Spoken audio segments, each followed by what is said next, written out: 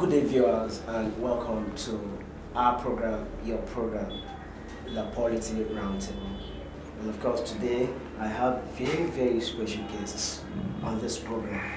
I'm flanked from my left by the Ondo State All Progressive Congress Deputy Governorship candidate come October 10th, 2020 is Honorable Lucky Orimisan Ayedatiwa.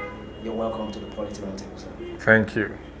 And of course, to my left, I have the immediate past president, Nigerian Medical Association, and of course, the deputy director general of the Ayedatiwa Campaign Council Ondo State, Professor Francis Dayo Faduyile. Professor, welcome to the Polity. Thank you very much. My pleasure being here. Honorable Ayedatiwa, proud to your emergence as the deputy governorship candidate and, of course, APC running mate to Governor Dayo. How will you assess your contribution to the Nigerian nation? Thank you, Mr. Moderator. Well, before my emergence as the deputy governor designate to the governor of Ondo State, Arakunrin Oluwarotimi Odunayo Akeredolu, Senior Advocate of Nigeria, I had a time as the commissioner representing Ondo State on the Niger Delta Development Commission board. Even though it was for a short period, a period of about 6 months before the board was dissolved, between 2018 to 2019, early 2019 to be precise, 25th of January, before the general election, 2019, the board was dissolved. So that was the first public office that I held. And during that short period, the projects and programs that were influenced by my being a non-executive board member of the commission, they are there to see in the mandate area, not just in the larger local government, SLDO, which is part of the mandate area, and the entire Ondo State within that period. But going by your question, which is particularly in the larger local government where I originate from, there are some years there was no budget that was, executed, which is our own budget, my own budget at the time. But what I met on ground was the budget that has been prepared and some projects that have been awarded over the years before my emergence. What I did was to look at some of those projects and get in touch with the contractors so that they can come back to site. It is no news that NDDC was facing a lot of problem at the time due to non-payment of contractors' money. Even though some of them did some job, they always complain of non-payment, they cannot go back to site. So a lot of projects were abandoned. But some of them, when I was on the board, I was able to talk to the contractor, move back to site, to talk to the management team also, to look at some of these projects. I will give an example of about 2 or 3 of them, apart from other ones that were emergency projects that are awarded for road repairs that were done. For example, the land reclamation at Korio. This was a project that was awarded prior to my emergence as NDD Commissioner representing Ondo State. I was able to talk to the contractor and he moved back to site, and the reclamation actually started. And a lot of work was done at the time before the board was dissolved. So the record is there. If you ask any larger sons and daughters that are from Korio, they can tell you about this particular project. And the contractor moved to site and the reclamation was ongoing before the board was dissolved. And since I left that board, the contractor also have left side because we don't have any representative right now to push their payment so that they can also move back to site. So that one is there. But at that time, so much work was done. The second one was the power transmission station, 132 kVA power transmission station at Erinje, which is supposed to give light or electricity to the entire South Senatorial District, not just Ilaje Nation.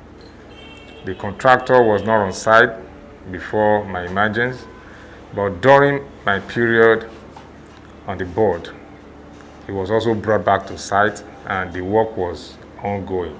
And he was able to do a lot of work during that period. Up to about 70% of that job has been done, but due to lack of payment, he has also moved out of the site right now. No work is going on in that place as we speak because there's nobody to push to influence, his payment.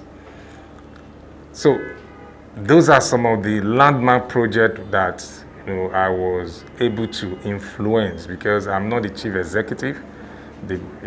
Is non-executive board member. So at the board, I present their cases.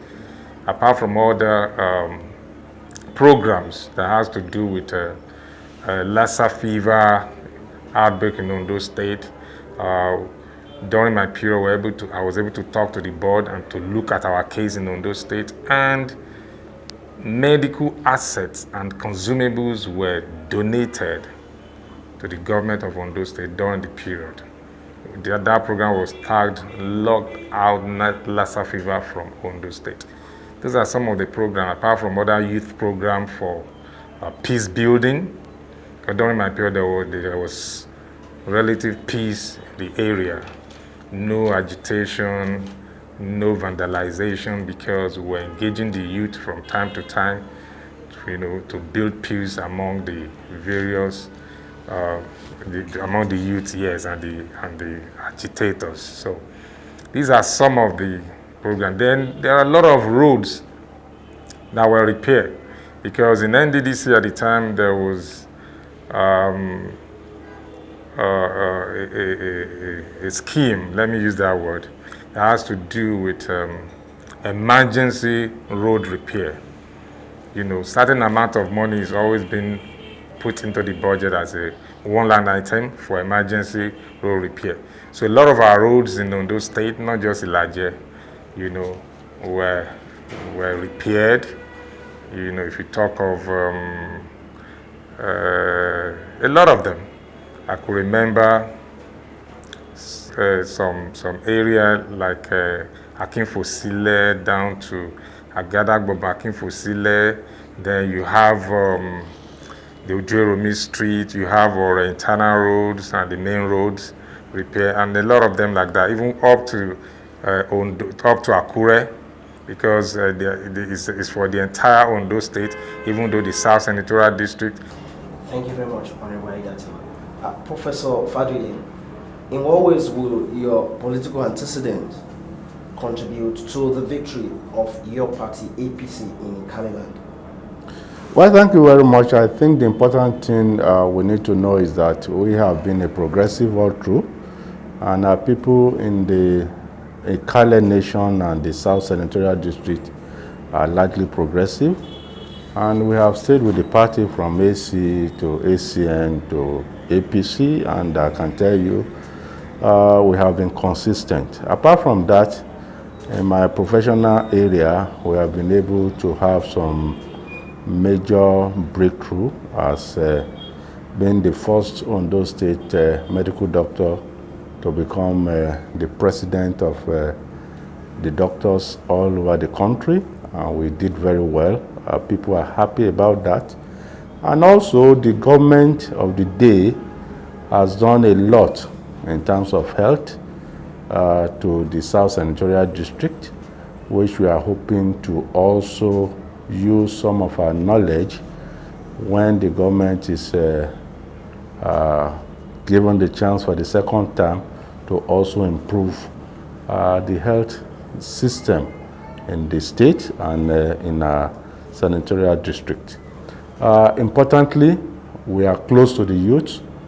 We are very, very known to many of the people, and we have been consistent. And I believe that those are those things that will help us have many of the people in Ikale land, as well as the South Senatorial District and Ondo State, that these are things that are speaking for us. Same people who have not only be a good or a great professional, but a professional who has also led the entire profession. Don't forget, our governor, Arakunrin Rotimi Akeredolu, SCN, was also a president of the Nigerian Bar Association at the time. And I can tell you that we are having the cream la cream of the society, of the profession, ruling the state, and the minimum that is expected is that we get things done excellently. And I'm very positive that we'll get the best for our people and our state generally. Thank you very much, sir. Viewers, in case you are just joining us, this is the Polity Roundtable, and of course, I have been talking with the APC Deputy Governorship Designate, Honorable Ayedatiwa and Professor Francis Dayo Faduyile.